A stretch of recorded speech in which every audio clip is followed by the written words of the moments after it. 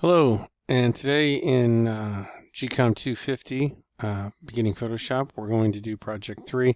This will be a little bit more of a fun project. I kind of refer to this as the bathroom art project, but it's cool. It kind of helps you get a grasp of some of the options in typography and be able to meld fonts and imagery together. So kind of fun.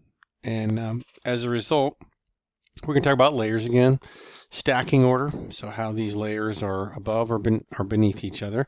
This is a concept we covered in the Illustrator class.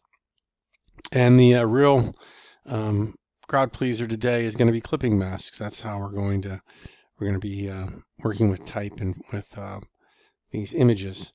We will talk a little bit about adjusting the graphics so that they're going to fit appropriately, and then a little bit about free transforms.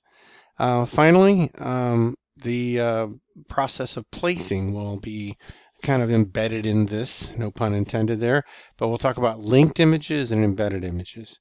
So without any further ado, we'll go ahead and get started on this. For this project, there is a handout, and I'll go ahead and bring that up real quick. This project is basically giving you the parameters of how we're going to build this. 5x7 is what I'm going to work with, and I kind of strongly encourage you also.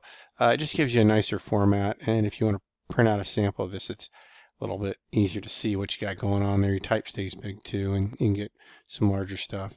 But anyway, it talks about the images. We're going to be using a website called Pixabay. And we're going to be using some different fonts that you can play with. The fonts, let me go ahead and switch over here to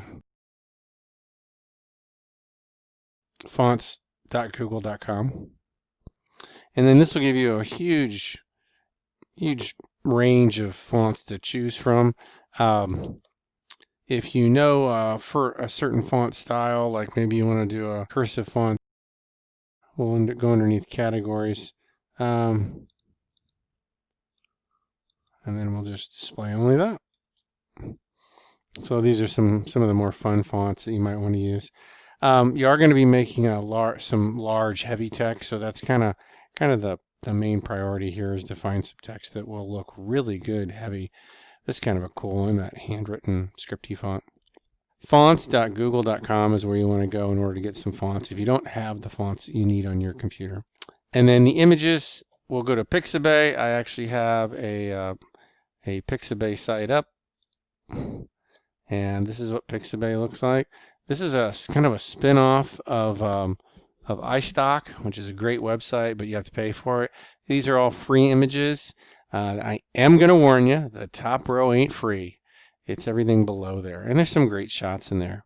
Clicking on the image will bring you to a download page, and then when you click on free download, you'll just have to choose the resolution that you want. I always kind of go high. I feel like most people err on the side of low res. So this is kind of what I tend to do. They will ask you to create a login. So you'll need to create your login for pixabay.com. If you want to use a different website that you've got access to, or even if you want to use the iStock or the Adobe Photos website, that's fine too. We just need some good high-res images to work with. So I downloaded this image down here, show it in Finder. I'm going to go ahead and drag that over into my projects area. And we're going to go ahead and move that to the trash. We'll go ahead and drag that into our Project 3.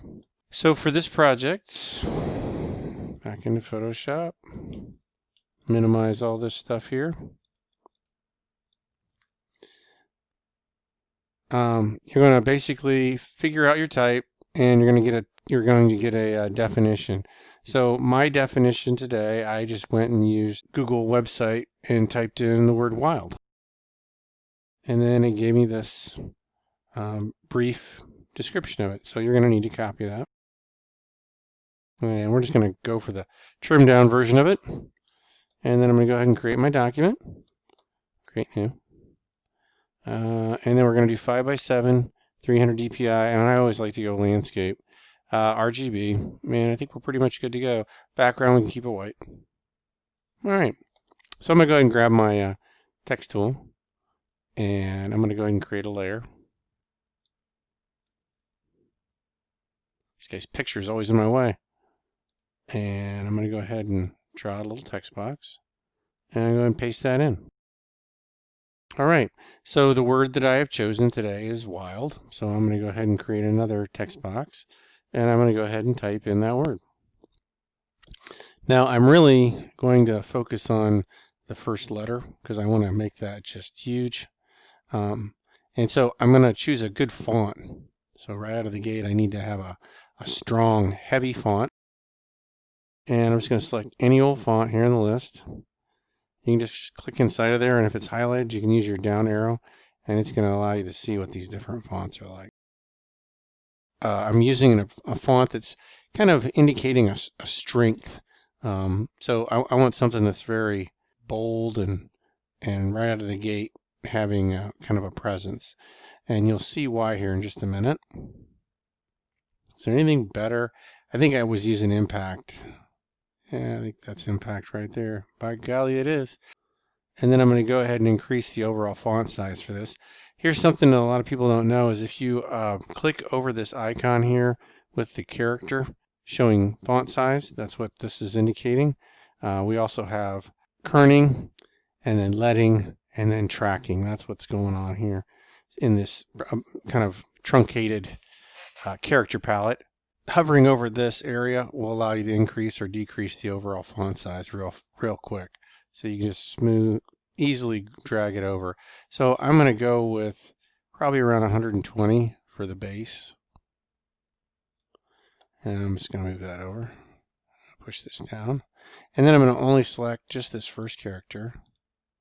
And I'm going to make it mega.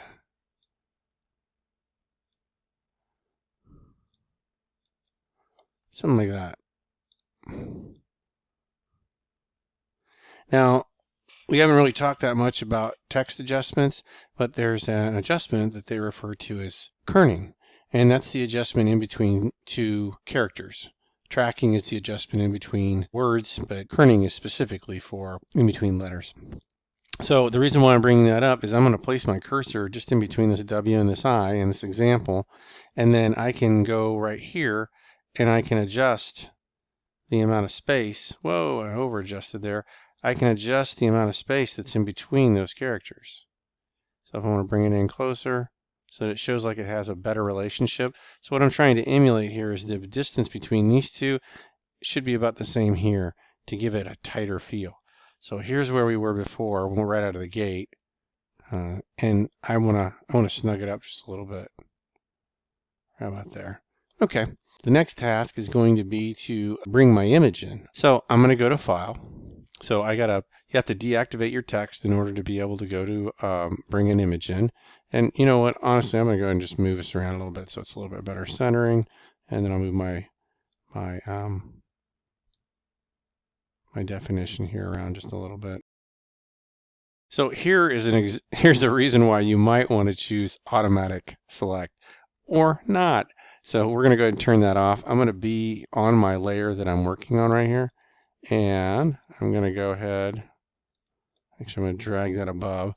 And then I'm going to put a capital on this. Living or growing in a natural environment, not domesticated or cultivated. That's what wild is.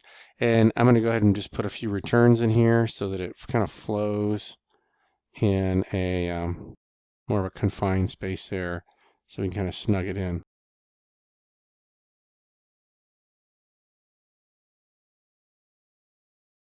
So I'm just pulling this up so that visually I'm going to create a guideline here by turning on the rulers. To turn your rulers on, you go to View, you go to Rulers, and then your rulers will show up here along the edge. Click, hold, and drag on the ruler and drag out a guideline. And that's going to be my visual guide for how this text is supposed to look. And I'm just going to go ahead and drop this or down onto the last line. I don't like to see orphaned words, so I want to at least have a couple words there on that last line. All right, and then I'm going to grab this text and I'm going to throw a little color in there of brown. Now, if you're not getting this character palette, you can go to Window and Character, and that will open it up. You can also find it inside of Properties. So if this Properties is unchecked, you can just turn that back on, and it'll pop open that Properties area. All right, so now we're ready to roll. I need to bring an image in. So we're going to go over here to File, and you'll notice that there's actually two different options here. There's Place Embedded and Place Linked. Now the difference is, as the name might indicate, embedded actually makes the image part of the file that you're creating. The Photoshop file will hold a copy of this image inside of its data. Now, linked is basically creating a connection to the information on the outside. There's a reason why you might want to do that. Depends on what kind of project you're working on, but we need it to be embedded in order to be able to do this clipping mask properly. So we're going to go to Place Embedded, and then we're going to browse on my computer. And now we're going to go ahead and browse over to Student Documents. We're going to go inside of the GCOMM250, and then here's my Project 3 that I've already defined. Go into my animal, and I'm going to go ahead and hit place. Now I dropped it in great big right on top of it, and this basically is going to be the image that we're going to squeeze into this text right here. So I'm changing my stacking order there. I'm just moving it around. Now the reason why I'm doing that is because I probably am going to need to adjust the overall scale of this so it looks appropriate. You know, I don't want to have too little or too much. So I'm going to hit Command T on my keyboard, and that's going to allow me to jump into the free transform so I can scale this down and hopefully get the most out of this image. Now I can also rotate just by hovering off to the corner here, just like this, but that's just not really important right now. I'm just really looking more at the scaling so that I can get every little bit there. And I do not, I'm trying so hard to be good, I do not want to touch my spacebar because Photoshop has fixed that little red wagon. Now I'd like it if that eyeball were right there, and so scaling this down super small is not the best idea. I'm going to drag it back up, we're going to scoot it over so that you can see that. That looks pretty good right there. Alright. So now I've got a couple of different photos that I want to use for this, and so I'm trying this one right now. So now that I've gotten it scaled to the right size, I'm going to move it back up. I'm going to right mouse button click, and I'm going to go to Create Clipping Mask. And it's going to trim off the outside edge of that. This is basically the look that I was going for. I'm going to rethink my font here. That color of type just isn't really doing it for me. So the brown should be replaced with a gray, but what gray to get? That is the true question. So what I'm going to do is I'm going to go ahead and highlight that type, come over here to my character palette one more time, and then right now I can grab any color I want to, or I could literally just go out here to the actual image that I placed in here, and I could grab this really cool, brilliant brown, which is pretty close to what I already had. It's a little better. How about I choose this gray? Yeah, that gray looks pretty good. Gotta select the type and click on it. Now I can choose that gray. I'm gonna go ahead and go with a darker gray. Yeah, I think that works. I'm gonna bump up the font and maybe even change the typeface. So I'm gonna grab my text tool, highlight that type, and then I always kind of dig it when I see an appropriate use of Courier. So this seems like it might be kind of a fun time to use Courier. And then I'm going to make it bold so it's a little stronger and easier to read. Yeah, maybe that'll work. And we'll kick the N in, and we'll bring that back up so that it fits in there kind of nice.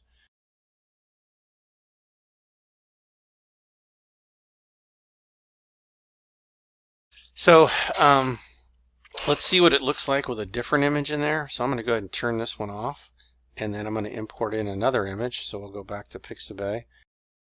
Photos that will work here. This guy right here, I just love that photo. That is such a just an incredibly powerful photo. So we'll give that a shot too. We'll do a free download. We'll hit the highest, and we'll hit download, and there it goes.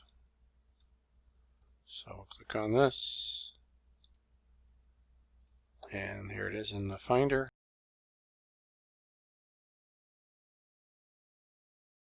Close that down again, and then we'll try that one more time. File, place.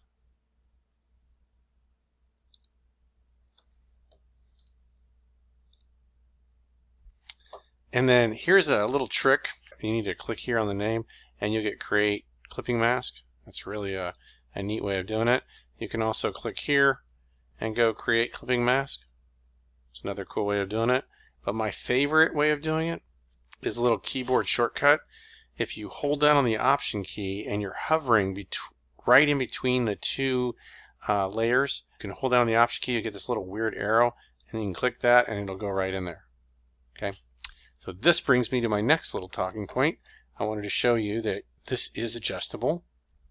If you didn't make any adjustments to it, didn't move it around, you can literally click inside of here with your move tool, and you can make it any position that you want to. And you can also hit Command T, and if you have that image selected over here, you can scale it to any size. And don't hold down on Shift. There we go. That's my tutorial for the day. I'd like for you guys to do 2 different words. You're required to actually come up with a little definition to describe the word, and then find an image, type the word in, choose an appropriate font, and then drop it in and do it twice. So I'm going to go ahead and see if I can select all this stuff. One of the things I also want you guys to do is align it. So if you want to move the whole thing to the center of your workspace, you'll have to hold down on Shift and then click on the very top and then on the very bottom, and then you can move it around wherever you want to, or you can even arrow it around. I kind of like arrowing. And there we go. Thank you.